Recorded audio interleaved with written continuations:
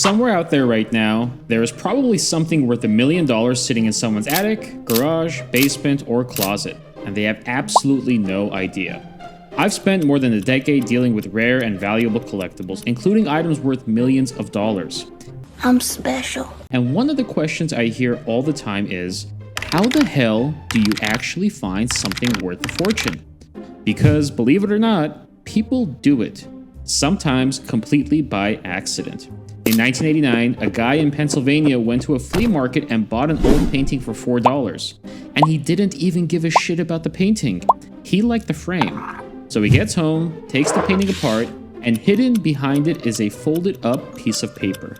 Turns out that random piece of paper was an original 1776 printing of the Declaration of Independence. He paid $4 for that painting.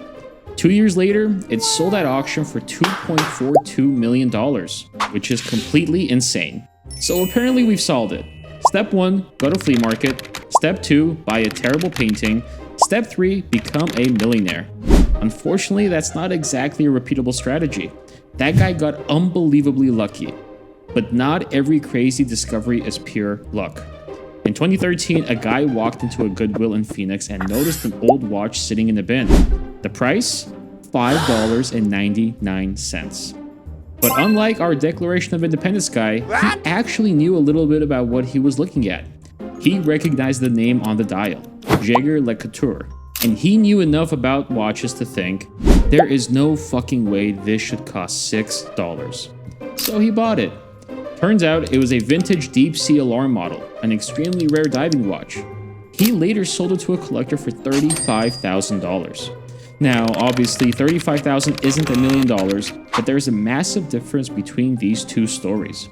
The guy who found the Declaration of Independence had absolutely no idea what he was buying. The guy who found the watch did.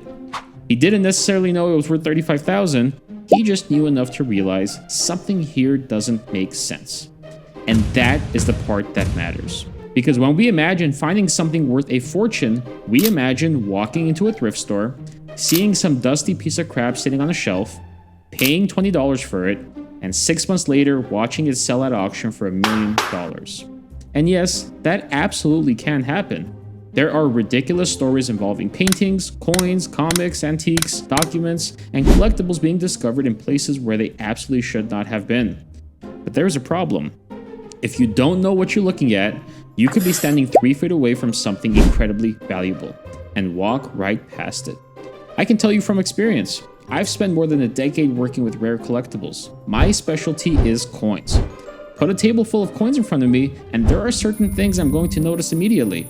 Things that might look completely meaningless to somebody else can immediately tell me, I need to look at this. But put me in front of a table filled with rare stamps, I'm screwed. There could be a $100,000 stamp sitting directly in front of me, and I might have absolutely no idea. And that's where I think people misunderstand all of these crazy discovery stories.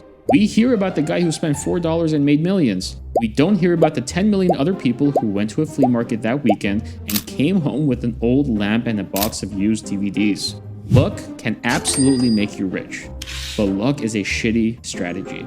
Knowledge isn't. And if you actually want to increase your chances of finding something valuable, I wouldn't try to learn about everything. I would do the exact opposite. Pick just one category. Whatever you genuinely find interesting. And I mean that. You really need to like it and be interested in it to want to learn more about the category. And when you finally find that one thing, learn the hell out of it. Learn what the normal stuff looks like first though. Because once you've seen the normal version 1,000 times, the weird one sticks out. Learn the tiny details that can turn a $20 object into a $20,000 object. And most importantly, learn what everybody else overlooks. Because that's really what you're searching for. You're not trying to find something with a giant sign attached to it that says, this is worth $1 million. Could you walk into a garage sale tomorrow and accidentally buy something worth $1 million?